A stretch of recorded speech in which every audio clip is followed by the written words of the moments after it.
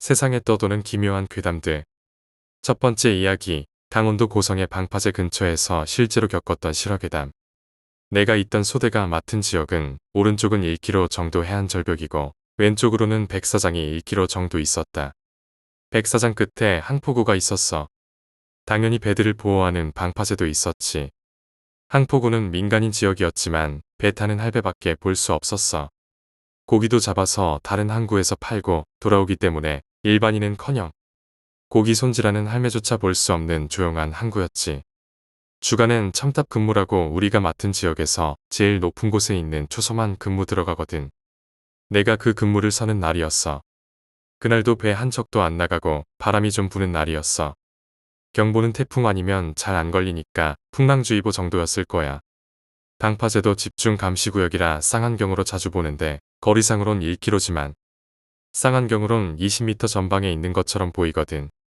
그런데 방파제에 웬 남자 한 명이 들어선 거야. 태풍 오거나 바람 심한 날은 방파제로 끊임없이 파도가 들이치니까 오히려 사람들이 근처에 안 가는데 그날처럼 어쩌다 한번 방파제로 파도가 들이치는 그런 날이 오히려 더 위험해. 외지에서 온 일반인들은 여름에 해수욕장 가서 따뜻한 날씨에 바다만 봐서 바다가 얼마나 변덕스러운지 파도가 얼마나 무서운지 그런 걸 잘 모르니까 파도가 별로 안 높다고 방파제 들어갔다가 가끔 들이치는 파도에 휩쓸리는 일이 종종 있어. 방파제 입구에 바리케이드가 있긴 있지만 흔히 보는 경고문구도 없고 긴장감이라고는 전혀 없는 삼각형 철봉 바리케이드 알지? 그거 하나 있는데 사람 못 들어가게 통제하는 효과는 전혀 없지. 항포구에 있는 해양출장소가 관리 감독하는 건데 군대에선 터치할 수 없었어.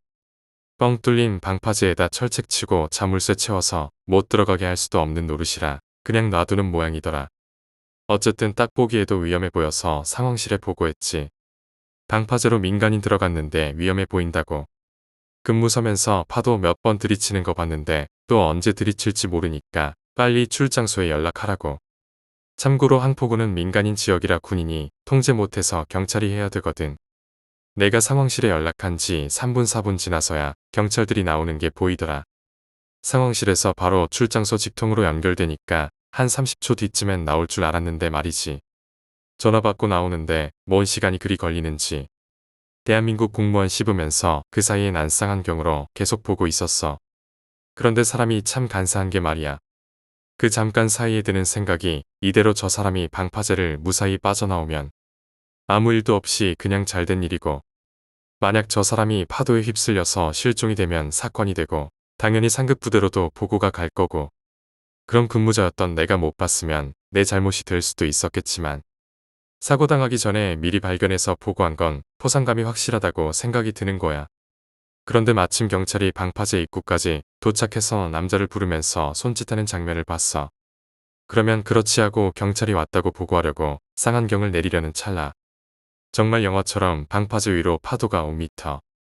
사람 키 두세 배 정도 솟구쳐 오르더니 그대로 파도와 함께 휙 하고 남자가 사라진 거야. 한동안 벙쪄 있다가 사람이 저렇게 죽는구나 하는 생각이 들더라. 100% 죽었다고 생각한 게 방파제 앞뒤로 트라이포트라고 엄청 큰 콘크리트 덩어리를 쌓아놓는데 분명히 거기 부딪혔을 것 같았거든. 정신 차리고 상황실에 아까 그 남자 파도에 휩쓸려서 실족했다고 보고했지. 조금 있다가 교대조 보내줄 테니까 근무 철수하고 상황 보고 하라고 해서 그 뒤에 상황은 못 봤는데 예상대로 남자는 바로 발견 못하고 실종됐다고 하더라. 그날 중대장이랑 대대 들어가서 간부들한테 설명하고 좀 있으니까 경찰에서도 와서 진술받고 일단 대대에 대기하라고 해서 며칠 동안 땡보로 지냈지.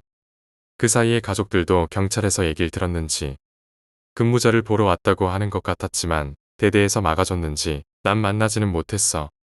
나중에 대대장 면담도 했는데 사람이 죽는 걸 봤는데 괜찮느냐. 어떻게 보고했냐 상황도 물어보고 해서 당시에 놀랐어도 지금은 괜찮고 상황도 설명했더니 침착하게 잘했다고 간첩이 나타나도 그렇게 보고 잘할 수 있겠냐고 하길래 당연히 잘하겠다고 했던 것 같아. 그리고 10일 포상 휴가. 부사수도 5일짜리 휴가 받았는데 나중에 복귀할 때 사제 양말 10켤레 사다 줬어. 쓰고 나니까 생각난 건데 양말 사다 준 게 장마철이어서 그랬던 것 같아. 야전에서 장마철 지내본 예비역들은 다 알겠지. 양말이 아무리 많아도 모자라고 군화는 늘 젖어있는 그 시기. 그 뒤로 우리 대대는 한 일주일 동안 FM 근무의 열기에 휩싸였어. 시체가 해안에 떠밀려 오거나 바다 위로 떠오를 확률이 높으니까. 그리고 대대장은 가만히 있는 시체도 발견 못하면서 어떻게 간첩을 잡겠느냐고. 자기 감시 구역에서 시체 나왔는데 민간인이나 어부가 발견하면 죽을 줄 알라고 하고, 만약 초병이 발견하면 포상 휴가라고 말했지. 결국 10일 정도 뒤에 어부가 발견해서 신고했는데 실종 지역에서 남쪽으로 한참 떨어진 곳에서 발견됐다고 해. 해안에서 1km 정도 떨어진 바위섬 뒤쪽이라 군이랑 관련 없이 그 사건은 그렇게 어물쩍 넘어갔어. 그리고 그때 시체 발견한 어부 아들이 상근이었는데, 상근들끼리는 동네 형 동생들이라 걔네들끼리는 다 얘기하는 사이여서 부대 안에 갇혀있던 우리 소대 현역들도 상근한테 그 소식을 들을 수 있었지. 시체를 발견했던 어부가 그 바위섬을 멀리서 지나가는데 검은색 바위 위로 하얀 게 올라와 있는 게 보이더라는 거야. 바위섬은 당연히 암초라 근처로 배가 가지 않는 데다가 어두운 색의 옷에 미역 같은 해조류도 감겨 있다 보니까 처음엔 그 어부도 시체인지 못 알아보고 근처를 며칠이나 지나다녔다는데, 어제는 없던 하얀 물체가 바위에 보이니까 다가가서 봤는데 사람처럼 보이는 물체가 있더란 거지. 머리랑 오른쪽 어깨부터 팔, 허리, 엉덩이까지 사라지고 없었고 왼쪽 팔이랑 가슴 윗부분만 옷에 감겨서 고기들이 못 뜯어먹었다는데, 옷 밖으로 드러난 부분은 따개비랑 조개, 고동 같은 걸로 덮여 있었대. 너네도 파도 별로 안 높다고 흐리고 바람 부는 날 해안가 함부로 가지 마라. 백 사장은 상관없는데 방파제나 바위 절벽같이 낚시하기 좋은 그런 곳은 정말로 위험해. 나도 제대한 지 몇 년이 지났는데 비 오거나 바람 많이 부는 날이면 별로 기억하고 싶지 않은 기억인데도 잊히지가 않고 자꾸 떠오른다. 쌍안경 속에 방파제에 서 있던 남자가 파도와 함께 사라지는 장면 말이야. 두 번째 이야기, 안개. 가족끼리 여행을 떠났을 때 여관 주변을 이리저리 돌아다니다가 쓰레기 투성이에 파묻혀 버려진 지장보살이 있었다. 딱히 우리가 청소해야 하는 것도 아니기에 그대로 지나칠 생각이었지만 4살짜리 아들이 갑자기 주변에 쓰레기를 줍기 시작했다.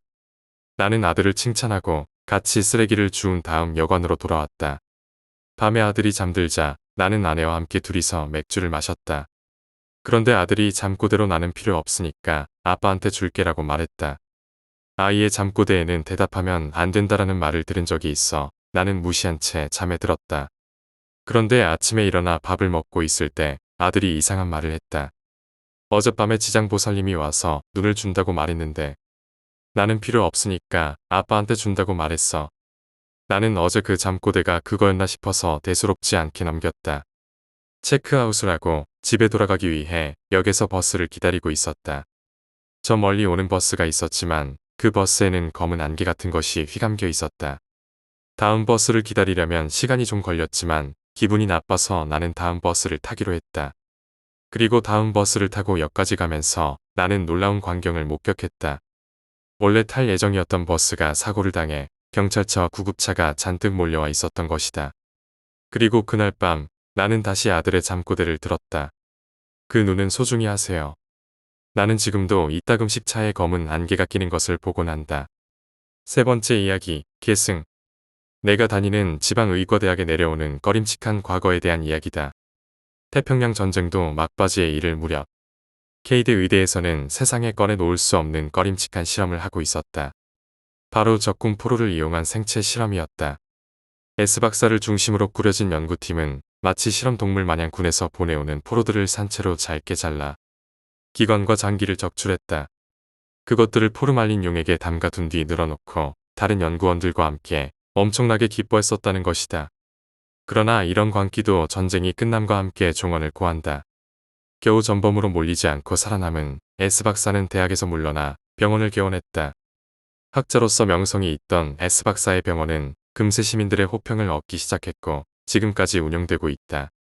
S박사는 전쟁이 끝나고 몇 년 지나지 않아 세상을 떠났고 곧 그의 아들 S씨가 원장으로 취임했다.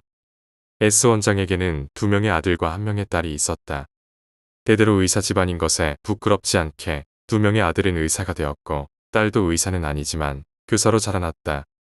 그러나 순풍에 돛 단 것만 같던 S집안의 어두운 그림자가 다가오기 시작한 것은 전쟁이 끝나고 50년 정도가 지난 후였다. S 원장의 장남은 그날 역시 아침 식사도 제대로 하는 둥 마는 둥 하며 시내의 고층 맨션으로 출근했다. 아내와 아직 초등학생인 아들, 그리고 최근에야 겨우 아장아장 걷기 시작한 귀여운 딸. 너무나도 바쁜 생활이었지만 장남에게 있어 가족은 둘도 없는 존재이자 마음의 버팀목이었다. 할아버지가 설립한 자신의 병원으로 향한 그는 병원이 평소와는 다른 이상한 분위기라는 것에 위화감을 느꼈다. 낯익은 간호사가 그를 보자마자 얼굴이 새파래져서 달려온다. 사고라도 났나? 기분 나쁜 예감이 든다. 그리고 간호사의 이야기가 채 끝나기도 전에 충격으로 그의 머릿속은 하얗게 되고 말았다. 아내는 흐느껴 울 뿐 경찰의 사정 청취에도 임할 정신이 아닌 모양이었다. 그 역시 마찬가지였다. 왜 우리 아들한테 이런 일이라는 생각만 맴돌 뿐이다. 반항기가 왔다고는 하지만 다른 아이와 딱히 다를 것 없었다. 다른 아이들보다 훨씬 동생을 생각하는 마음도 큰 아이였는데 왜 간신히 아내가 말한 것은 이랬다. 그가 출근하고 잠시 뒤 부엌에 있던 아내의 귀에 아빠가 돌아왔어. 창문에 나가서 아빠 마중하자. 라는 아들의 목소리가 들렸다고 한다. 아내가 거실로 향했을 때 눈에 들어온 것은 베란다에서 어린 여동생을 높이 들고 서 있는 아들의 모습이었다. 아내가 달려가는 순간 아들은 어머니를 보며 귀여운 여동생을 안아 올린 손을 창 밖에서 놓아버렸다. 거기까지 말하고 아내는 또 흐느껴 울기 시작했다. S 원장의 차남은 조금 허랑방탕한 인물이었다. 여기저기 애인을 만들고 다니는 그런 사람이었다. 차남에게 있어서 최근 사귀기 시작한 뒤 역시 딱히 특별한 것도 아닌 수많은 애인 중 한 사람에 불과했다. 그럴 터였다. 병원에서 당직을 하고 아침이 되자 차남은 어지러운 머리를 움켜잡고 자신이 디에게 사준 맨션에 겨우겨우 도착했다. 기는 미용사로 그의 나이는 있었지만 살이 분별이 확실한 여자여서 차남은 그녀를 마음에 들어하고 있었다. 문을 열고 어젯밤 감지 않은 머리를 긁으며 차남은 디의 방에 들어섰다. 평소라면 미소를 띄우며 수고하셨어요. 라고 맞아줄 디였다. 없는 건가? 차남은 문고리를 열었다. 현관에 올라선다. 냄새가 난다. 복도를 걷는다. 냄새가 난다. 숨바꼭질이라도 하자는 건가? 거실로 향하는 문을 연다. 녹이 쓴 것 같은 이상한 냄새의 정체가 궁금해질 때 거실 가득 피바다가 보였다. 부엌 칼을 꽉 쥔 채 방처럼 피투성이인 디는 피바다 속에서 차남에게 미소를 지었다. 수고하셨습니다. 미안해요. 방, 이렇게 더럽혀버려서. 순간 차남은 혼란에 빠졌지만 그도 의사는 의사였다. 피를 보자 묘하게 냉정스러워졌다. 너, 내 맨션에서 무슨 짓이야? 차남은 평상시에는 온화하던 디가 동료 쥐에 대해 말할 때만은 묘하게 공격적인 태도가 되던 것을 떠올렸다. 기회가 되면 죽여버리고 싶다고까지 말할 정도로 장난반으로 말하는 디의 얼굴은 대담한 차남마저 소름 돋을 정도였다. 그렇다면 이 피바다 속 디의 옆에 있는 저 고깃덩어리는 어쩌면. 디는 고개를 끄덕이고 울 듯한 표정이 되었다. 당신에게 폐는 끼치지 않을게요. 절대로. 이미 충분히 말려들어 있었다. 바보 같은 소리 마라. 숨길 방법을 생각해. 이렇게 차남이 외치며 디의 손에서 부엌 칼을 빼앗아 고깃덩어리로 다가갔다. 결국 사건은 발각되고 디는 체포되었다. 언론은 미용사 토막 살인 사건의 배후에는 의료계 종사자가 라는 표제로 기사를 써댔다. 인체를 토막내는 것은 상당한 힘이 드는 데다 관절의 위치를 숙지하지 않으면 할 수 없는 일이다. 범인 D의 애인인 의사에게 범행 가담 의혹이라는 기사가 쏟아져 나왔다. 그러나 그런 일은 이미 차남에게는 관계없었다. 그는 이미 죽은 후였다. 적어도 서류상으로는 자살이었다고 한다. 차남의 사망증명서 서명란에는 다름 아닌 붙인 S 원장의 이름이 적혀 있었다. 그렇다면 교사가 된 딸은 어땠을까? 딸은 교사가 된 후 동료 교사와 결혼해 3명의 아이를 낳고 행복한 가정을 만들었다. 나중에 동네 사람이 매일 가족과 함께 뜰에 나와서 운동을 하고 휴일에는 외출도 하는 등 무척 사이가 좋아 보였다. 라고 증언할 정도로 무척이나 행복한 가족이었다. 아들들은 성적도 우수했고 상냥한 마음의 아이들이었다. 딸은 만족하면서 이 행복이 계속되기를 바라고 있었다. 그런데 그 즈음 근처에서 학대를 당한 흔적이 있는 동물의 시체가 발견되고 여자아이가 괴한 2명에게 습격당하는 등 뒤숭숭한 사건이 일어나기 시작했다.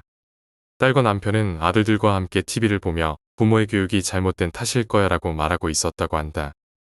막내 아들의 같은 반 친구 H가 행방불명된 것은 정확히 그 무렵이었다. 조금 약하지만 활기찬 아이였다. 세 명의 아들들은 모두 어디로 사라진 것인지 모른다고 했다. 딸 역시 몇 번 이야기를 나눈 적 있는 아이였기에 불안감은 더욱 컸다. 다음 날 나온 보도는 세상을 뒤흔들었다. 행방불명된 아동의 사체 일부, 초등학교 교문의 처참한 모습으로 방치. 경찰에 대한 도전장인가? 범인은 사체 옆에 도전장을 보냈다. 그리고 며칠 동안 딸은 불안한 나날을 보냈다. 쇼크 때문에 밥도 먹기 힘들었다. 그렇게 사랑스러운 아이를 도대체 누가 무슨 이유로 그랬단 말인가? 아들들도 분개하고 있었다. 가족 전원이 슬퍼하며 분개하고 있었다. 초인종이 울린다. 그녀는 무시할까 했지만 마음을 고쳐먹고 대답했다. 지금 뭐라고 말씀하셨나요? 세상은 두 번째로 뒤집어졌다. 그것은 첫 번째와 비교도 할 수 없을 정도로 큰 사실이었다. 경찰이 아들을 체포하러 온 것이었다. 소년 A, 14세. 살인, 시체훼손 및 유기 용의로 체포.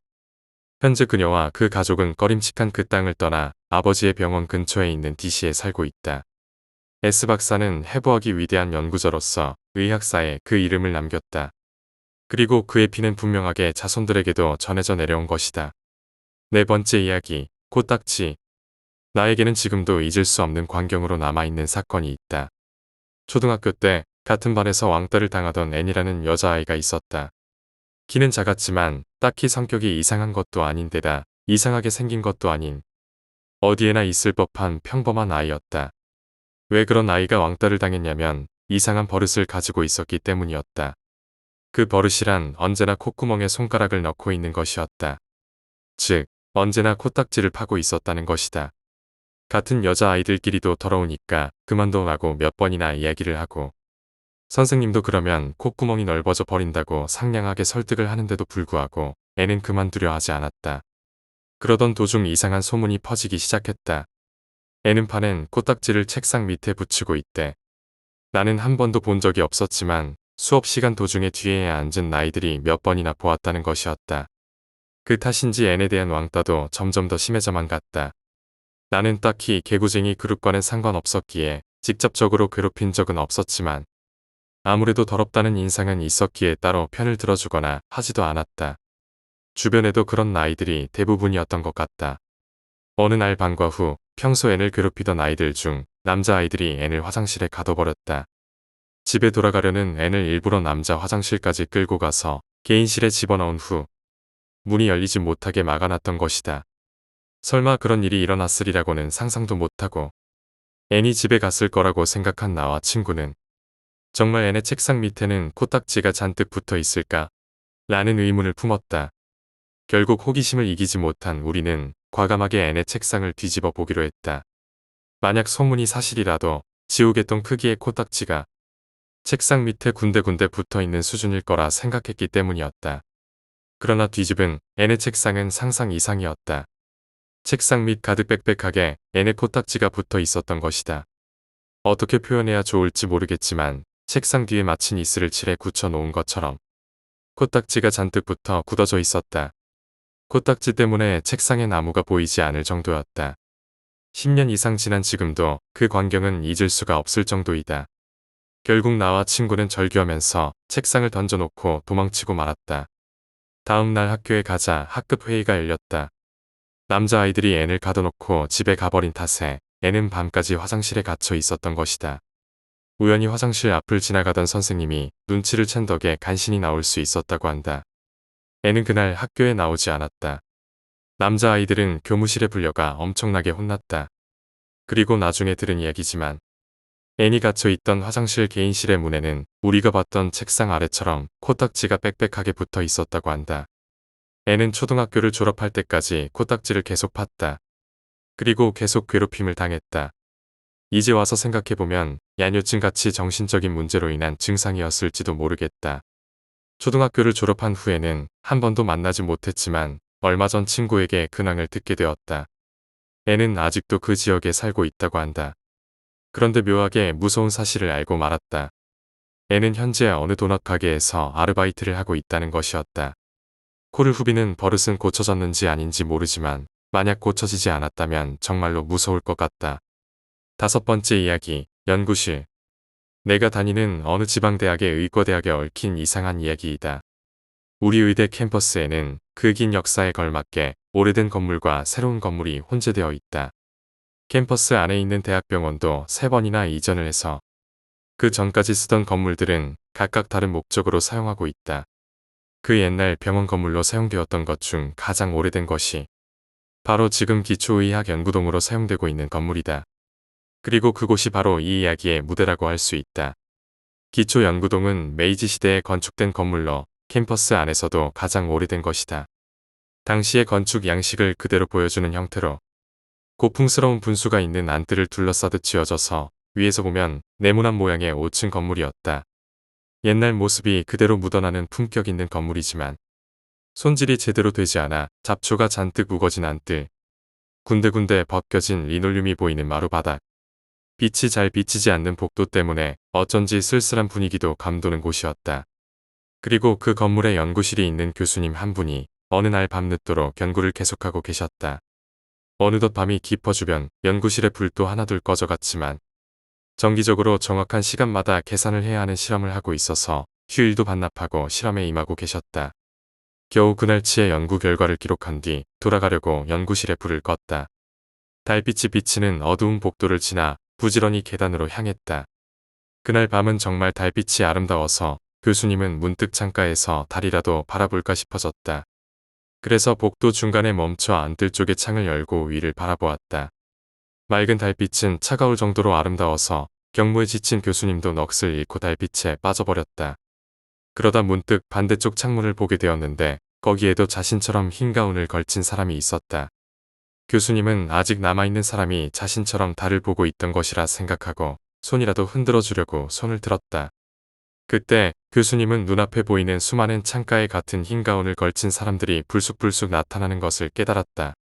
이런 시간에 연구원들이 여러 명 남아있는 것도 이상한데 더욱 이상한 것은 아무도 달을 바라보지 않고 한결같이 아래만을 보고 있는 것이었다. 즉, 안뜰을 내려다보고 있었던 것이다. 순간 교수님의 등에는 식은땀이 흘렀다. 안뜰에는 잡초만 무성하고 볼만한 것은 아무것도 없는데 그들은 무엇을 보고 있는 걸까? 라는 생각이 들며 보고 싶지도 않은데 교수님의 시선이 안뜰로 내려갔다. 달빛에 창백하게 비춰지는 안뜰, 한가운데에는 낡아빠진 석조 분수, 무성한 잡초 아무도 없었다. 아무것도 보이지 않았다. 그러나 그들은 보고 있었다. 아니, 아무도 없는 안뜰을 감시하고 있었다. 안 보였다. 아니, 안뜰에 있는 수많은 사람들이 보였다. 그 사람들은 잠옷 차림, 유카타 차림, 기침하는 소년, 휠체어의 할머니, 수그리고 있는 청년, 멈춰서 있는 간호사 등이었다. 그것을 내려다보는 흰 가운 차림의 저것들은 의사인 걸까? 보이지 않는데 감시하고 있었다. 집으로는 2번 다시 돌아갈 수 없는 그 사람들을. 그것을 내려다보며 흰 가운을 입은 것들은 만족스러운 듯 미소 짓고 있었다. 그 사람들은 돌아가고 싶어도 돌아갈 수가 없는 거야. 돌아가고 싶어도 그것들이 허락하지 않으니까. 라고 이야기를 해주시며 교수님은 무척 슬픈 표정을 지으셨다. 6번째 이야기, 공간. 내가 초등학교 5학년 무렵이었다. 우리 가족은 그때 아파트 3층에 살고 있었다. 그런데 어느 날 우리 윗집이 이사를 갔다. 한밤중에도 그렇고 이래저래 시끄러운 소음을 많이 내던 집이었기에 솔직히 무척 반가웠었다. 그런데 그 집이 이사를 간 다음 날 동생이 나를 그 집 앞까지 데려가서 좋은 걸 알려줄게 라고 말했다. 봐, 이 집 문 열려 있어. 정말이었다. 아마 전에 살던 사람이 나가면서 문을 열어놨고 집주인도 체크하는 걸 깜빡 잊은 모양이었다. 물론 가재도구 같은 것들은 다 가져가서 아무것도 없었지만 우리 집이랑 똑같이 생긴 텅 빈 집 안에 있자 이상하게 두근거렸다. 우리는 그 집을 비밀기지로 하기로 결정했다. 우리 형제를 제외한 친구들에게는 비밀로 하기로 했다. 그리고 아마 3일 뒤였을 것이다. 예상보다 학교가 일찍 끝난 나는 집 열쇠를 잃어버렸다는 것을 깨달았다. 어머니는 직장에 나가셨고 남동생은 축구부 활동 때문에 저녁이 되어서야 돌아올 예정이었다. 어디서 시간을 때울까 고민하던 나는 그 방 안에서 기다리기로 했다. 이전에 동생과 함께 놀았을 때 트럼프 카드와 장난감을 몇 개 두고 나왔던 것이었다. 그래서 혼자 놀며 남동생이 돌아오기를 기다릴 생각이었다. 그리고 그 집의 문을 연 나는 놀랄 수밖에 없었다. 뭐야, 이거 그 방에는 제대로 가구가 놓여 있었다. 누군가 또 이사를 왔나 보다 싶었던 나는 놀라서 문을 닫았다. 그러나 순간 이상한 점을 알아차린 나는 다시 살짝 문을 열었다. 이 집안 배열과 분위기는 무척이나 그리운 것이었다.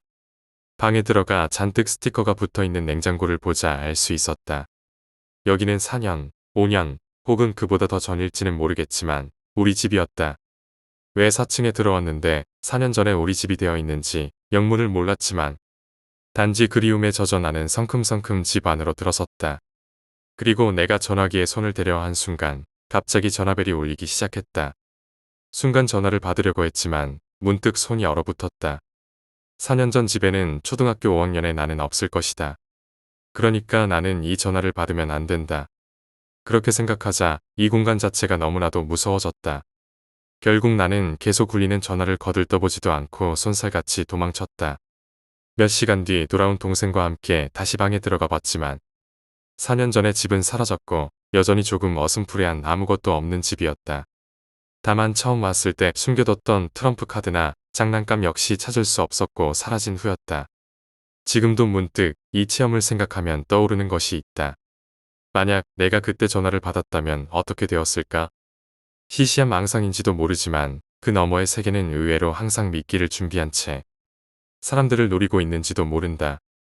내가 가장 무서운 것은 지금 그 방을 다시 찾아가 전화가 온다면 그 전화를 받아 버릴지도 모르겠다는 것이다. 7번째 이야기, 필요 없어. 내가 초등학교 6학년, 남동생이 초등학교 5학년 무렵의 일이다. 어느 날 나는 친구 A, B와 함께 빈집에 놀러 가기로 했다. 무서운 게 나온다는 소문도 있었기에 당시 의지할 만한 사람이 필요해 남동생을 꼬셨지만 어째서인지 동생은 가고 싶어 하지 않았다. 하지만 내게 무슨 일이 있으면 어떻게 하니? 누나가 없어져도 괜찮아 라고 하며 억지로 데려갔다. 그 집은 잘 기억나지 않지만 흔한 폐가였다고 생각한다. 딱히 심하게 황폐해진 것도 아닌 그저 흔한 빈집이었다. 안녕하세요. 라고 외치면서 A와 B가 현관에 발을 들여놓았고 그 뒤를 따라 나와 남동생이 들어갔다. 안쪽에 계단이 보였을 때 갑자기 안 되라고 남동생이 소리치며 내 옷을 잡아 끌었다. 왜? 라며 뒤를 본 순간 쾅하고 큰 진동이 다리에 느껴졌다. 나는 놀랐고 온몸을 바늘로 찌르는 듯한 공포에 습격당했다. 곧이어 한 번 더 와장창하고 큰 소리가 났다. 나는 돌아볼 틈도 없이 남동생에게 현관에서 밀려 나왔다. 공포로 몸이 경직되어서 나는 그만 문에서 주저앉고 말았다. 그리고 남동생이 B의 팔을 잡고 현관으로부터 끌어내는 것이 보였다. 아마 나는 거기서 정신을 잃었던 것 같다. 정신이 들었을 때는 처음 보는 침대에 누워 있었다. 근처에 병원이었다. 어머니는 지금까지 봤던 것 중 가장 화가 난 얼굴로 나를 혼내셨고 나는 울고 말았다. 그러자 아버지와 남동생이 함께 방에 들어왔다. 나는 아버지에게 꽉 안겼고 남동생은 어머니가 꼭 껴안으셨다. 그날 밤 집에 돌아와서 나는 B가 죽고 A는 등에 큰 부상을 입었다는 것을 알았다. 나는 너무나 무섭고 슬퍼서 어머니와 남동생에게 매달려 몇 시간 동안 울었다. 어머니는 괜찮아. 내가 잘못한 게 아니야. 아무것도 잘못한 거 없어. 라고 위로해 주셨다. 무슨 일이 일어났던 것인지는 아무도 이야기해 주지 않았다. 나도 무서워서 물어볼 수가 없었다. 일주일을 쉬고 학교에 가자 B는 사고로 죽었다는 말을 듣게 되었다. 나는 친구들에게 여러 가지 질문을 받았지만 그 빈집에 관한 이야기는 하면 안 된다고 다짐을 받았기에 기억이 나지 않는다고 둘러댔다. 딱 한 번 옆 반이었던 B의 책상에 꽃이 놓여 있는 것을 보았다. 나는 견딜 수 없어서 그 반 앞은 지나가지 않기로 했다. A는 남동생과 같은 반이었지만 사고 이후 한 번도 학교에 나오지 않았고 결국 전학을 갔다. 나는 반년 정도 후 아버지의 사정으로 이사하게 된 뒤 그 사건에 관해 어머니에게 물어봤다. 그 집에는 들어가고 조금 왼쪽에 거실은 큰 에어컨이 있었다고 한다. 그런데 우리가 그 집에 들어갔을 때 우연히 그것이 넘어져서 B의 머리에 맞았던 것이다. B는 그 자리에서 숨을 거뒀다고 한다. 게다가 에어컨이 떨어진 충격 때문에 거실의 샹들리에가 A의 등에 떨어졌고 쇠장식이 등에 박혀 A는 34바늘이나 꿰맸다는 것이었다. 샹들리에의 유리 파편은 넘어진 B에게 그대로 꽂혔고 비를 도우려던 남동생의 신발에도 잔뜩 유리가 박혀 있었다고 한다. 만약 그때 남동생이 나를 잡아당기지 않았다면 죽었을 것이라는 생각에 나는 너무나 무서우면서도 슬펐다. 그리고 나는 남동생에게 생명의 은인이니까 뭐든지 갖고 싶은 게 있으면 다 줄게. 그러자 남동생은 웃으면서 아무것도 필요 없어. 누나가 안 없어져서 다행이야. 8번째 이야기. 일본 무사시국의 마을에서 나무꾼과 설리 이야기. 무사시국의 한 마을에 모사쿠와 미노키치라는 나무꾼이 살았다. 이 이야기가 일어난 무렵 모사쿠는 벌써 노인이었고 일손을 돕던 미노키치는 아직 18배 젊은이였다. 두 사람은 매일 함께 마을에서 20리쯤 떨어진 숲으로 갔다. 도중에는 넓은 강이 있어 배로 건너야만 했다. 나루토에 몇 번이나 다리를 세우려 했지만 그때마다 다리는 물에 떠내려가고 말았다. 물이 불어나면 도저히 보통 다리로는 견디지 못했던 것이다. 모사쿠와 미노키치는 몹시 추운 어느 날 저녁 집에 돌아가는 길에 심한 눈보라를 만났다. 두 사람은 나루토가 있는 데까지 갔지만 사공은 배를 건너편 기슭에 대놓고 어딘가 가버리고 없었다. 도저히 강을 헤엄쳐서 건널 수 있을 만한 날이 아니었다. 그래서 두 사람은 사공의 오두막을 빌려 추위를 견디기로 했다. 이렇게 추위를 막을 수 있는 것만으로도 감지덕지였다. 하지만 오두막에는 화로는 물론이고 불을 지필 만한 자리도 없었다. 넓이가 고작 다다미 2장쯤 되는 방으로 문이 하나 있을 뿐 창문도 없었다. 모사쿠와 미노키치는 문을 꼭 닫고 우비를 뒤집어 쓴 채 누웠다. 처음에는 그렇게 춥지 않았다. 눈보라도 곧 그칠 거라고 그들은 생각했다. 나이 많은 모사쿠는 곧 잠들었다. 하지만 젊은 미노키치는 무시무시한 바람소리, 끊임없이 문에 불어닥치는 눈보라 소리를 들으면서 늦도록 잠들지 못하고 있었다. 강은 요란한 소리를 내며 사납게 날뛰었고 오두막은 마치 대해에 떠있는 작은 배처럼 삐걱거리며 흔들렸다. 어마어마한 폭풍 때문에 밤 공기는 시시각각 식어갔다. 우비 속에서 떨던 미노키치는 그토록 심한 추위에도 불구하고 마침내 잠들었다. 얼굴에 사락사락 불어닥친 눈 때문에 미노키치는 눈을 떴다. 모르는 사이에 오두막 문이 열어젖혀 있었다. 그리고 쌓인 눈에 반사된 빛으로 오두막 안에 서 있는 한 여자가 보였다. 온몸을 흰옷으로 감싼 여자였다. 여자는 모사쿠 위에 몸을 굽히고 입김을 내뿜고 있었다. 그것은 하얗게 빛나는 연기 같았다. 바로 그때 여자가 갑자기 이쪽으로 몸을 돌리고는 이번에는 미노키치 위에 몸을 굽혔다. 미노키치는 큰 소리로 비명을 지르려 했지만 어찌된 일인지 한마디도 할 수 없었다. 점점 낮게 몸을 숙여오는 여자의 흰 얼굴에 당장이라도 얼굴이 닿을 것 같았다. 미노키치는 여자가 무척 아름답다고 생각했다. 하지만 그녀의 눈은 소름 끼칠 정도로 무시무시했다. 여자는 잠시 미노키치를 가만히 바라보다가 미소를 짓고는 속삭였다. 너도 똑같은 꼴로 만들어주려 했는데 왠지 측은해 보이는구나. 너는 너무나도 젊고 귀여우니 이번에는 살려주지. 하지만 오늘 밤 있었던 일은 아무에게도 말해서는 안 된다. 내 어머니에게라도 말하는 날이면 가만두지 않을 거야. 그러면 목숨은 없어. 알겠지? 내가 일러준 말을 잊지 마라. 여자는 빙글등을 돌리고는 문 밖으로 나갔다. 그러자 미노키치는 겨우 자유롭게 몸을 움직일 수 있게 되었다. 벌떡 일어나서 밖을 내다보았지만 여자는 어디에도 보이지 않았다. 눈은 세차게 날뛰며 오두막 안까지 불어닥쳤다. 그는 문을 닫고 나무 토막 몇 개를 박아 문이 열리지 않도록 단단히 괴었다. 아까는 바람 때문에 문이 열린 걸까? 그건 꿈이었을까? 눈에서 반사된 빛을 희딘 여자로 잘못 본 것일까? 하지만 마음이 진정되지 않았다. 그는 모사쿠에게 말을 걸었지만 대답이 없었다. 걱정된 미노키치는 어둠 속을 더듬어 모사쿠의 얼굴을 만져보았다. 얼음처럼 차가웠다. 모사쿠는 딱딱하게 굳어져 죽어 있었다. 동틀녘이 되자 눈보라도 그쳤다.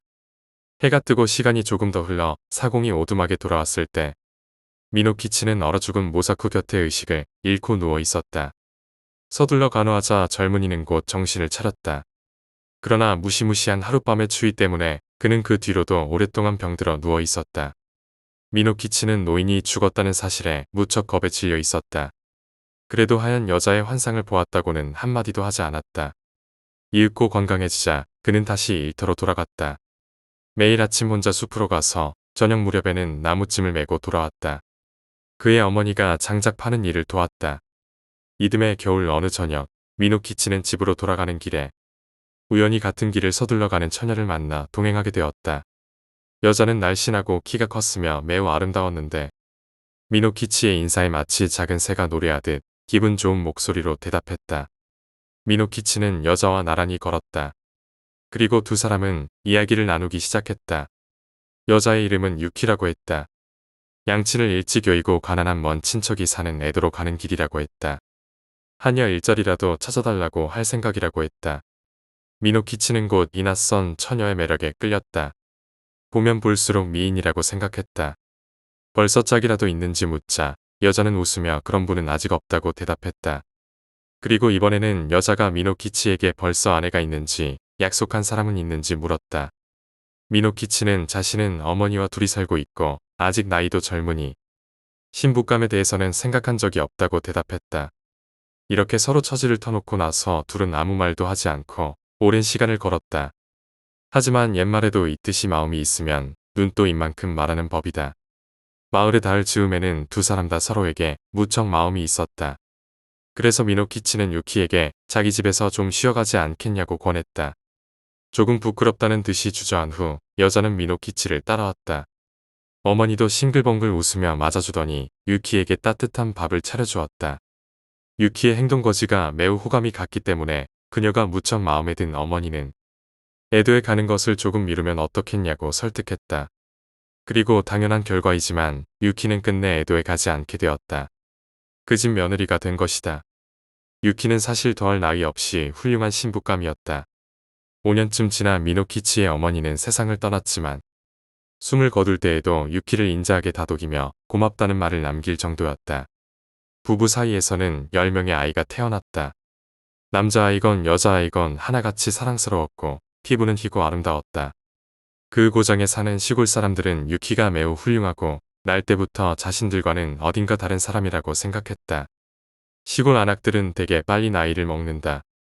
그러나 유키는 10나이의 어머니가 된 뒤에도 처음 마을에 온 날처럼 젊고 아름다웠다. 어느 날 밤 아이들이 잠든 뒤에 유키는 등불 아래에서 바느질을 하고 있었다. 미노키치는 그 모습을 유심히 바라보면서 이렇게 말했다. 거기서 빛을 받으며 바느질하는 당신을 보니 18살 때 겪은 기이한 일이 생각나서 어쩔 수가 없군. 그때 지금의 당신을 꼭 닮은 하얗고 아름다운 사람을 보았단 말이야. 그러고 보니 정말로 닮았어. 유키는 바느질감에서 눈을 떼지 않은 채 대답했다. 어떤 사람이었나요? 어디서 만나셨어요? 그래서 미노키치는 사공의 오두막에서 지샌 무시무시한 하룻밤과 자기에게 몸을 굽혀 미소 지으며 속삭이던 하얀 여자, 그리고 모사쿠 노인이 아무 말도 못하고 죽어버린 일 등을 이야기했다. 그러고는 말했다. 꿈에서도 생시에서도 당신만큼 아름다운 사람을 본 것은 그때뿐이야. 그건 아무리 봐도 인간이 아니었어. 무서웠지. 정말로 오싹할 정도로 무서웠어. 하지만 정말로 하얀 여자였어. 사실 그때 꿈을 꾼 건지 아니면 설녀를 만난 건지 아직도 모르겠어. 유키는 갑자기 바느질감을 내던지고는 벌떡 일어나 앉아있는 미노키치에게 몸을 굽히더니 얼굴을 바싹 들이대고 날카로운 목소리로 말했다. 그건 바로 저 유키였습니다. 한마디라도 하면 목숨은 없다고 말했을 텐데 저기서 자고 있는 아이들만 아니면 지금 당장이라도 당신 목숨을 거두었을 것을. 이제 아이들이나 잘 보살펴 주시오. 만약 아이들을 괴롭히기라도 하면 용서치 않을 것이오. 그렇게 세댄 소리로 외치는 동안 유키의 목소리는 울리는 바람 소리처럼 약해져 갔고 그녀의 모습은 하얗게 반짝거리는 안개처럼 천장으로 날아오르나 힙더니 떨면서 굴뚝 밖으로 사라졌다. 그 뒤로 다시는 그녀를 볼 수 없었다. 9번째 이야기, 진실. 몇 년 전 여름, 내가 아직 고등학생이던 때 겪은 일이다. 그날은 몹시 찌는 듯이 더운 날이었다. 여름방학을 한 지 얼마 되지 않았을 때라 별로 할 일도 없던 터라 에어컨을 빵빵하게 틀어놓고 낮잠을 자고 있었다. 하지만 밤에 잠을 자고 일어난 지 얼마 되지 않았던 터라 반쯤 깨어있는 느낌이었다. 그런데 누워있자니 갑자기 몸이 움직이지 않게 되었다. 나는 귀신 같은 건 본 적이 없었지만 그 무렵 이상하게 가위에 눌리는 일이 잦았다. 낮이기도 했기에 그다지 무섭지는 않았다. 그러나 잠시 후 나는 이상한 것을 알아차렸다. 덮고 있던 이불이 천천히 침대 아래로 끌려 내려가는 것이었다. 보통 이불 같은 건 처음 떨어질 때는 느려도 나중에는 무게중심이 옮겨져 스르륵 하고 한 번에 떨어지기 마련이다. 하지만 그때는 이상하게도 이불이 일정한 속도로 천천히 떨어지는 것이었다. 마치 누군가가 아래에서 천천히 잡아당기는 것처럼. 나는 위험하다고 생각했다. 너무 무서워서 눈조차 뜰 수 없는데 몸은 여전히 움직이지 않았다. 그리고 이불이 완전히 바닥에 떨어지는 소리가 났다. 그때 침대 옆에서 인기척이 느껴졌다. 눈을 감고 있다 해도 인기척은 느끼는 법이다. 그리고 우원은 남자의 낮은 목소리가 들려왔다. 나는 정말로 겁에 질려 눈을 꽉 감고 가만히 있을 뿐이었다. 그리고 얼마나 시간이 지났을까. 갑자기 가위가 풀리면서 인기척도 사라졌다. 나는 조심스레 눈을 떠서 방을 둘러봤지만 아무도 없었다. 침대에서 일어나자 역시나 이불은 침대 밑으로 떨어져 있었다. 분명히 에어컨을 틀어놨었지만 내 몸은 식은땀으로 흠뻑 젖어 있었다.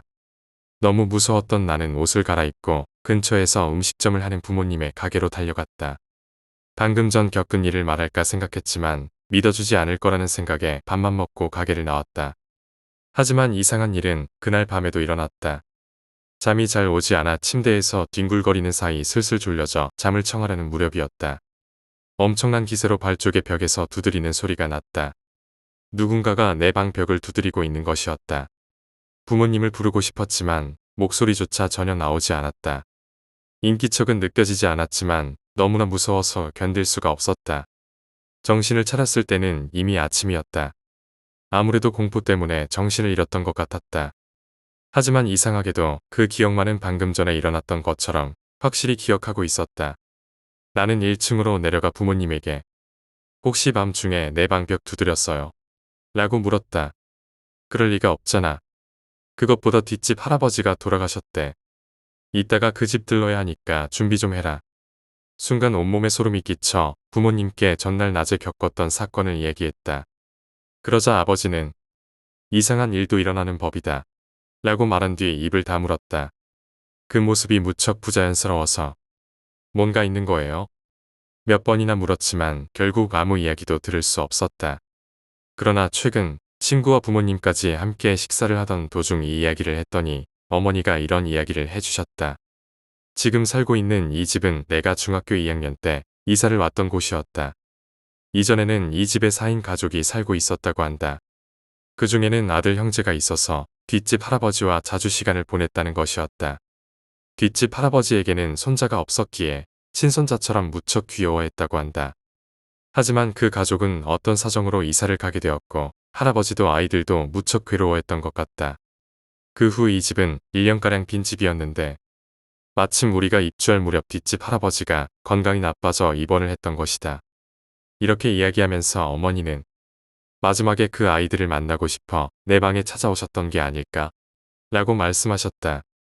그때의 공포는 지금도 잊을 수 없지만 조금 마음이 따뜻해진 기분이었다. 10번째 이야기, 자원봉사. 내가 초등학교 4학년 무렵 있었던 일이다. 나는 초등학교 2학년 때부터 6학년 때까지 지역 청년단의 자원봉사단체에 가입해 활동했었다. 주로 대학생을 리더로 사마초등학생들과 함께 휴일이나 방학에 캠핑을 하고 자원봉사 활동을 하는 단체였다. 그해 여름방학에는 산속의 폐교로 캠핑을 가게 되었다.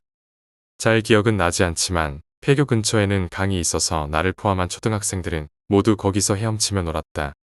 그러나 강 상류다 보니 큰 바위나 돌이 드문드문 널려 있어 그리 센 흐름은 아니었지만 헤엄을 칠 만한 곳은 아니었다. 우리는 넓은 곳이나 숨어서 놀 수 있는 곳을 찾았다.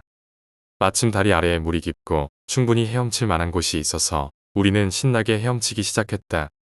나는 친구 A와 함께 캠핑에 참가했었다. A는 당시 행동이 조금 굼떠서 아이들이 약간 따돌리고 있었다. 그런데 내가 강에 들어가는 순간 근처에서 그 A가 빠져서 허우적대는 모습이 보였다.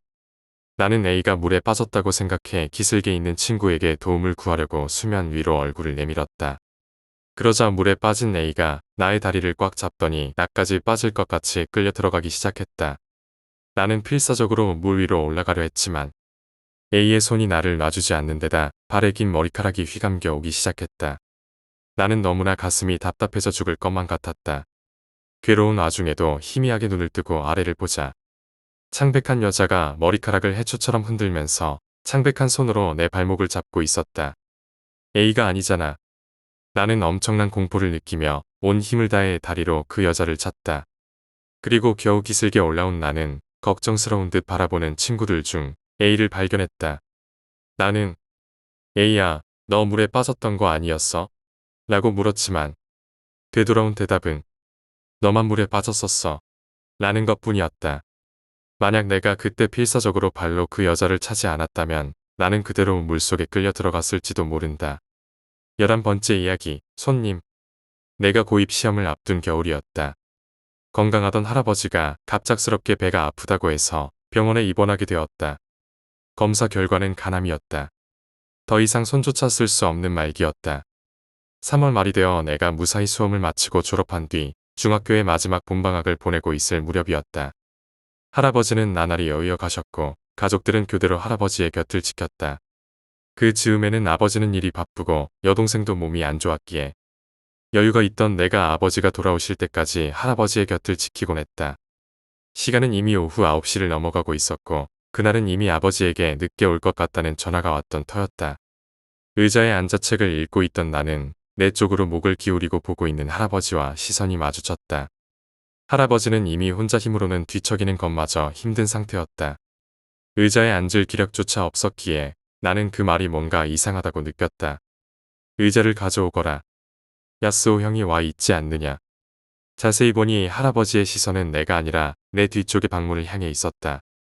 순간 온몸에 소름이 돋고 말할 수 없는 불안감에 휩싸였다. 할아버지가 말한 야스오 형은 우리 큰할아버지셨다. 하지만 일주일 전에 뇌출혈로 갑자기 세상을 떠나셨던 것이다.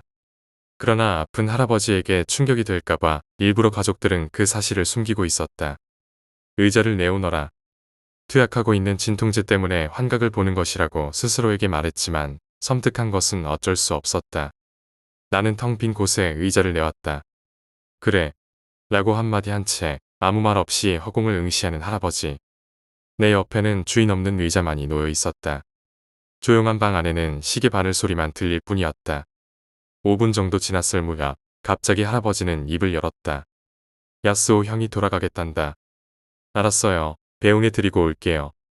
왜 그런 대답을 했는지는 지금도 모르겠지만 이 방에서 나가고 싶은 마음에 서둘러 의자를 가지고 방에서 나왔다. 어둡고 조용한 텅 빈 복도는 내 발소리뿐이다. 나는 간호센터 앞을 지나 작은 빛이 비치는 어슴푸레한 홀에서 닫힌 엘리베이터 문을 향해 인사를 했다. 그러자 한층 더 속이 메스꺼워져 할아버지의 방에 빠른 걸음으로 되돌아왔다. 병실로 돌아오자마자 나는 모든 불을 켜고 음료수를 마시면서 긴장을 풀었다. 그리고 아버지가 오실 때까지 어떻게든 마음을 진정시키려고 TV를 켜기 위해 손을 뻗었다. 그런데 병실에서 나올 때는 눈을 감고 있던 할아버지가 어느새 내 쪽을 보고 있는 것을 깨달았다. 왜 그러세요? 얘야, 제대로 배웅해 드리고 와야지. 이날 이후 상태가 나빠져 어머니가 곁을 지킬 무렵에는 매일같이 손님이 찾아왔다고 한다. 12번째 이야기, 할머니. 지난달 돌아가신 할머니 이야기이다. 할머니는 언제나 상냥하고 나를 귀여워해 주셔서 나는 할머니를 무척 좋아했었다. 그런데 나는 할머니가 돌아가시기 전날 그만 할머니에게 화를 내버리고 말았다. 그날은 오전부터 양로원에서 회의가 있어서 할머니는 나가시면서 연필이나 펜이 있으면 좀 빌려주겠니? 라고 하셨다. 나는 황급히 가방에서 펜을 꺼냈다. 우연히 손에 잡힌 것은 생일날 친구가 선물해준 귀여운 펜이었다. 그 친구와 친해진 뒤 처음으로 받은 선물이기도 했기에 나는 그 펜을 무척 소중히 간직하고 있었다. 하지만 할머니가 바로 나가셔야 했기 때문에 일단 그 펜을 빌려드렸다. 저녁이 되어 할머니가 양로원에서 돌아오시자 나는 펜을 돌려받으러 갔다. 할머니는 가방 안을 아무리 찾아도 펜은 보이지 않았다. 나는 할머니께 친구한테 받은 소중한 건데라고 화를 내며 2층으로 올라가 내 방에 들어가 문을 잠가버렸다. 잠시 뒤 밖이 어두워질 무렵 화가 식은 나는 할머니한테 사과하기 위해 1층으로 내려왔다. 하지만 할머니의 모습이 보이지 않았다. 저녁밥을 준비하고 계시던 어머니에게 할머니는 어디 계시냐고 물었다. 할머니, 내 펜을 찾으러 가셨어. 그렇게 할머니한테 화를 내면 어쩌니? 어머니의 말을 듣고 나는 초조해졌다. 할머니가 돌아오시면 꼭 사과하자고 생각하며 할머니가 돌아오시기만을 기다리고 있었다. 하지만 꽤 늦은 시간이 되도록 할머니는 돌아오지 않으셨다. 찾으러 나갈까 싶어질 무렵 전화가 와서 어머니가 받으셨다. 어머니는 전화를 끊더니 새파란 얼굴로 에이야, 할머니가 사고를 당하셨대. 빨리 병원으로 가자. 나는 머리가 새하얗게 됐다. 아직 아버지와 오빠는 돌아오지 않았기에 나는 어머니와 여동생까지 셋이서 함께 병원으로 서둘러 떠났다. 그렇지만 우리가 병원에 도착하고 얼마 지나지 않아 할머니는 숨을 거두시고 말았다. 나는 울었다. 그때 그런 말을 하지 않았더라면 할머니는 밖에 나가시지 않으셨을 테고 돌아가시지도 않으셨을 텐데. 후회로 머릿속이 가득했다. 그리고 장례식이 끝나고 얼마 뒤 나는 꿈을 꾸었다. 할머니의 꿈이었다. 꿈에 할머니가 나왔을 때 나는 이건 꿈이구나라고 생각하고 있었다. 할머니는 아무 말 없이 내 머리를 쓰다듬어 주셨다. 나는 갑자기 눈물이 울컥 치솟았다. 꿈속에서 나는 할머니 품에 안겨 엉엉 울면서 할머니에게 계속 사과했다. 할머니는 내 등을 상냥하게 쓰다듬어 주셨다. 나야말로 미안하구나. 팬은 이 할미가 찾았단다. 나는 이제 가지만 A는 건강해야 한단다. 할머니의 목소리가 귓전에 울려 퍼졌다. 그리고 나는 눈을 떴다. 깨어났을 때는 자면서 울었던 것인지 베개가 젖어 있었다. 나는 1층으로 내려갔다. 그때 거실에 계시던 어머니가 나를 부르셨다. 나에게 달려온 어머니의 손에는 그 펜이 들려 있었다. 금방 전에 양로원에서 타나카 할머니가 가져다 주셨단다. 그렇게 말하시는 어머니를 보자 꿈에서 들었던 할머니의 말씀이 생각났다. 어떻게 찾은 것인지 물어보자 회의가 있던 날에는 다들 들떠 있어서 책상 아래에 흘린 것을 알아차리지 못했던 것 같았다고 한다. 그런데 그것은 타나카 할머니가 그날 아침 책상 아래에서 발견했던 것이다. 죄책감 때문에 꾼 꿈일지는 모르겠지만 나는 아직도 할머니가 내 곁에서 나를 지켜주고 계신다고 믿고 있다. 13번째 이야기, 택시. 일이 끝나고 한밤중 길을 걷고 있는데 뒤에서 한 대의 택시가 스쳐 지나갔다. 교차로를 지나 역으로 가는데 그 택시는 나를 기다렸다는 것처럼 멈춰 서 있었다. 새하얀 옷을 입은 운전기사가 타고 있다. 나는 눈을 마주치지 않으려 애쓰며 그 택시의 앞을 지나가려 했다. 하지만 창문이 열렸다. 타시겠습니까? 어쩐지 무서워져서. 아니요, 걸어서 돌아가려고요. 라고 대답하고 그 자리를 떠나려 했다. 그런데도 그 택시는 계속 따라오며 나에게 물었다. 손님, 집 꽤 멀지 않으십니까? 나는 마치 가위에 눌린 것처럼 그곳에서 움직일 수 없을 것 같은 감각에 빠졌다. 결국 나는 거절하지 못하고 그 택시에 올라타고 말았다. 차에 올라타서 잠시 앉아 있는데 왠지 낯선 풍경이 눈에 들어온다. 그 순간 나는 이상한 한기에 습격당했다. 마치 여름 옷을 입고 한겨울에 밖에 서 있는 것 같은 느낌이었다. 나는 안 되겠다 싶어 운전기사에게 말했다. 여기서 내릴게요. 멈춰주세요. 그러나 그는 멈출 기색이 전혀 없다. 나는 초조해하고 있었다. 그런데 그 순간 택시는 갑작스레 멈췄다. 손님, 그런 건 출발하기 전에 말씀하셔야죠. 나는 겨우 정신을 차리고 운전기사에게 사과했다. 죄송합니다. 나는 멍해져서 생각했다. 여기까지는 무슨 짓을 해도 일만에는 결코 나오지 않을 거리다. 나는 문득 백미러를 보았다. 그 순간 말로는 다 할 수 없는 이상한 광경이 눈에 들어왔다. 운전기사는 흰 옷 그대로다. 그리고 나를 보며 슬쩍 웃는다. 요금 내실 수 있습니까? 다행히 그 정도 돈은 있었기에 나는 곧바로 돈을 내고 이렇게 말했다. 거스름돈은 됐습니다. 그러자 문이 열렸고 나는 도망치는 것처럼 차에서 내렸다. 나중에 뉴스를 보게 되었다. 그것은 몇 주 전 살해당한 차량 강도 사건으로 그 차는 택시였다고 한다. 나는 그 이후 2번 다시 택시를 타지 않는다. 소문에 따르면 그것은 2009년 칸사이 구에서 실제로 일어난 사건이라고 한다. 살해당한 택시 운전기사가 한밤중에 범인을 찾아 배회하는 것이다. 만약 요금을 낼 수 있다면 무사히 돌아갈 수 있지만 내지 못한다면 산속에서 끔찍한 시체로 발견된다는 것이다. 14번째 이야기, 숲의 요정. 나는 어릴 적 네덜란드의 위트레흐트라는 곳에 살았었다. 부모님이 해외 지사에 일하시는 바람에 초등학교 1학년부터 6학년까지 그곳에 머물렀었다. 원래대로라면 일본인 학교에 가야겠지만 나는 왠지 일본인 학교의 분위기에 쉽게 섞일 수 없어서 6년간 계속 네덜란드 초등학교를 다니며 네덜란드 친구들과 친하게 지냈다. 그리고 위트레흐트 교회에 살던 우리 집 근처에 같은 반에 다니는 로베르트라는 남자아이와 제시카라는 여자아이가 있었다. 이 두 사람과 나는 매일 함께 놀곤 했었다. 그러던 어느 날 우리는 세 명이서 평소 놀던 공원에서 숨바꼭질을 하고 있었다. 내가 술래였는데 단순하게 주변에 숨은 로베르트는 곧 찾을 수 있었지만 아무리 찾아도 제시카는 찾을 수 없었다. 둘이서 필사적으로 찾고 있는데 공원 안쪽의 숲에서 엉엉 울면서 제시카가 달려나왔다. 그리고 놀라운 우리가 사정을 묻자 이렇게 대답했다. 숲속에 무서운 도깨비가 잔뜩 있었어. 냄비에다 사람의 손 같은 걸 삶고 있었어. 그럴 리 없다고 우리는 웃었지만 제시카는 너무나 필사적으로 진짜라고 말해서 우리는 믿어보기로 했다. 그래서 셋이서 몰래 보러 가보기로 했다. 제시카도 모두 함께라면 괜찮다며 조심스레 안내를 해주었다. 수반을 조심스럽게 걸어가자 조금 넓은 들판이 나왔다. 거기서 제시카가 싫다고 손가락을 입에 댄 뒤 주저앉아 몸을 숨겼다. 그리고 그녀가 살그머니 가리킨 앞으로 보자. 그것들이 보였다. 큰 남자 4~5명이 모닥불을 피우고 있었다. 모두 검은색 너덜너덜한 옷을 입고 후드까지 쓴 채였다. 얼굴은 새하였다. 하지만 이상한 화장을 한 것 같은 느낌이었다. 그런 사람들이 무엇인지 알 수 없는 이상한 노래를 큰 소리로 합창하면서 불에 얹은 냄비를 젓고 있었다. 그리고 나무로 된 테이블 위에 적어쓴 사람. 몸 이곳저곳이 뿔뿔이 잘려나가 있다. 그리고 멀리 보이는 냄비에는 확실히 손목이 튀어나와 있었다. 제시카는 우리들과 그 사람들을 번갈아 보면서 적어봐. 적어봐. 라는 듯한 얼굴을 하고 있었다. 나는 눈앞에 보이는 광경을 믿을 수 없어 단지 망연자실하고 있을 뿐이었다. 하지만 로베르트는 무서움을 견디지 못한 것인지 소리를 지르고 말았다. 그 순간 놈들은 일제히 우리가 있는 곳을 보았다.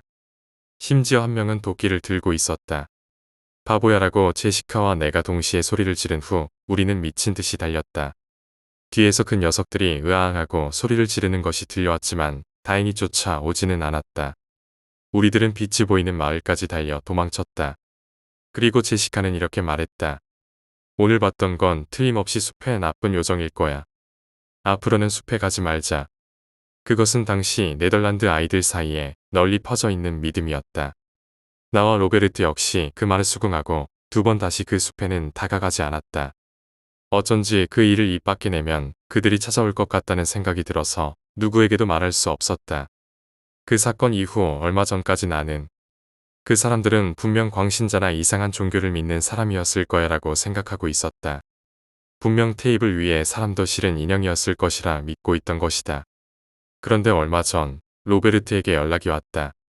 위트레흐트의 그 공원 숲속에서 사람의 뼈가 나왔다고.